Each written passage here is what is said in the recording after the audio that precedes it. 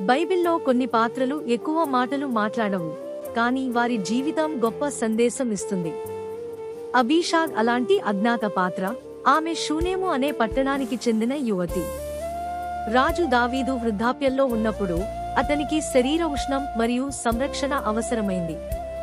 అప్పుడు రాజసభలో ఉన్నవారు అబీషాగ్ను ఎంపిక చేసి ఆమెను దావీదు సేవకు నియమించారు. అబీషాగ్ రాజుతో ఉండేది, అతన్ని చూసుకునేది, కానీ ఆమెకు రాజుతో దాంపత్య సంబంధం లేదు. ఆమె సేవ పూర్తిగా పవిత్రమైనది. ఆమె పేరు పెద్దగా ప్రసిద్ధి కాకపోయినా రాజును చివరి దశలో సంరక్షించిన వ్యక్తిగా ఆమె స్థానం ప్రత్యేకమైనది. దావీదు మరణించిన తర్వాత అదోనియా అనే కుమారుడు ఆమెను భార్యగా కోరాడు, కాని అది రాజ్యాధికారానికి సంబంధించిన రాజకీయ యత్నంగా భావించబడింది. అందుకే సొలొమోను రాజు ఆ అభ్యర్థనను తిరస్కరించాడు. అబీషాగ్ ఈ సంఘటనలో ఏ మాట మాట్లాడలేదు, ఆమెను ఇతరుల నిర్ణయాల మధ్య ఉంచారు.